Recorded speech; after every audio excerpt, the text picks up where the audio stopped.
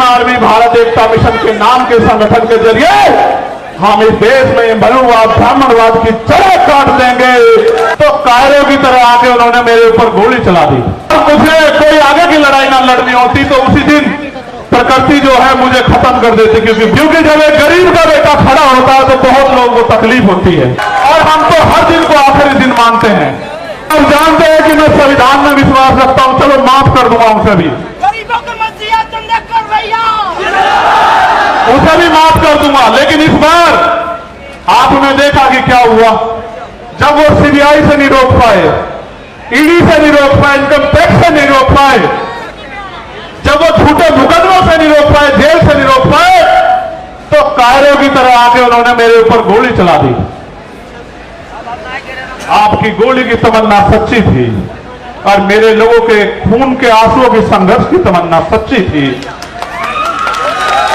अगर आपके गोलियों की तमन्ना सच्ची होती और मुझे कोई आगे की लड़ाई ना लड़नी होती तो उसी दिन प्रकृति जो है मुझे खत्म कर देती, क्योंकि गोली का जो सामना वो बड़ा खतरनाक था। मैं आपको ये बात इसलिए बताना चाहता हूं, मैं आपका खून हूं।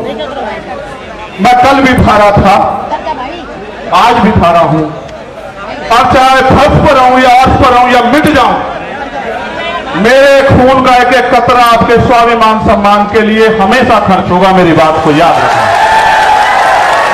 लोगों ने कितना गुमराह किया आपको, क्या क्या नहीं बताया, क्या क्या नहीं आरोप लगाए,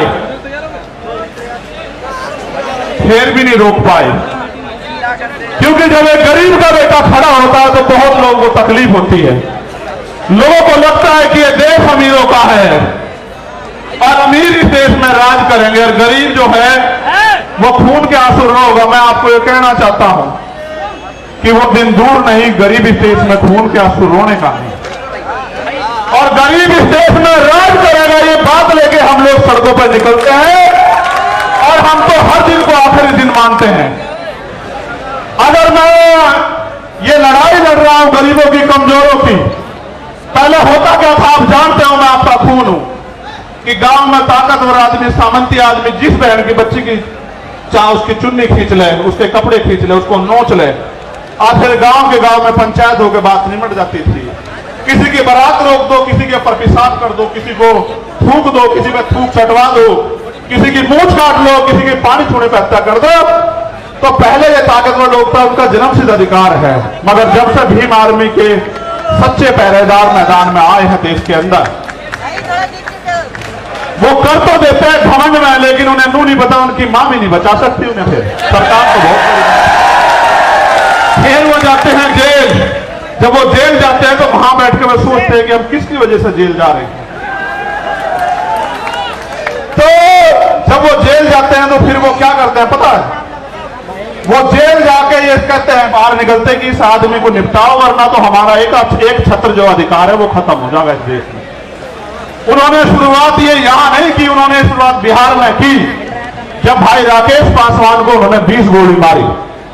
हम समझ नहीं पाए, 20 गोली मारने के बाद उन्होंने लगा डर जाएंगे, लेकिन आप डरे नहीं। फिर उन्होंने विदिशा में हमारे जिला अध्यक्ष भाई चरण सिंह की हत्या करी, फिर भी नहीं हम डरे। हम आंदोलन में आए, हमारी जान चली गई, तब भी नहीं डरे। फिर उन्हें लगा कि भाई जड़ ही काटो, टहने भी मजबूत है, जड़ भी मजबूत है, पत्ते भी मजबूत है, भाई जड़ ही काटो तो बाबा साहब वाले रुकने के लिए। तो जड़ काटने का वो क्या था कि चंद्रशेखर आजाद को निपटा दो। देखो वो तो बच्चे हैं जिन्होंने ये किया है, सच बात बता रहा हूं, बच्चे हैं, लेकिन उनके हाथ पीछे जो है ना, जिन्होंने उनके हाथ में हथियार दिए वो बच्चे नहीं है। हम सीबीआई जांच की मांग इसलिए कर रहे थे कि बहुत सारे लोगों ने मजाक उड़ाया कि अपने आप सिक्योरिटी लेने को हमला कर दिया है। जिसकी रक्षा इतना बड़ा समाज करता हो, जिसकी रक्षा जो है सम्राट वीर भोज के वंशज करते हो, जिसकी रक्षा सर छोटू राम के वंशज करते हो, जिसकी रक्षा गुरु गोविंद सिंह जी के बच्चे करते हो, जिसकी रक्षा सदगुरु रविदास जी महाराज के बच्चे करते हैं, जिसकी रक्षा भगवान वाल्मीकि महाराज के बच्चे करते हैं, उनको लगा कि वो उसको मिटा देंगे। ये किसान कमेरों की आवाज है, ये मिट्टी का भले ही हो, लेकिन इसके लोगों ने इसे बड़ा ताकतवर बना। ये एमपी एमएलए भले ही ना हो, लेकिन ये अच्छी अच्छी सरकारों का गला पकड़ने का दम रखता है, ये बात सब लोग जानते हैं। सम्मानित साथियों, आज इस पावन अवसर पे, क्योंकि भीम आर्मी का स्थापना दिवस भी है, 8 साल पहले आज ही के दिन हमारे माननीय राष्ट्रीय अध्यक्ष और तमाम हमारे सिपाहियों ने यह ऐलान किया था कि भीम आर्मी भारत एकता मिशन के नाम के संगठन के जरिए हम इस देश में मनुवाद ब्राह्मणवाद की जड़ काट देंगे। जो कारवा एक छप्पर से चला, आज वो कारवा सैलाब के रूप में दिल्ली की सड़कों पर है।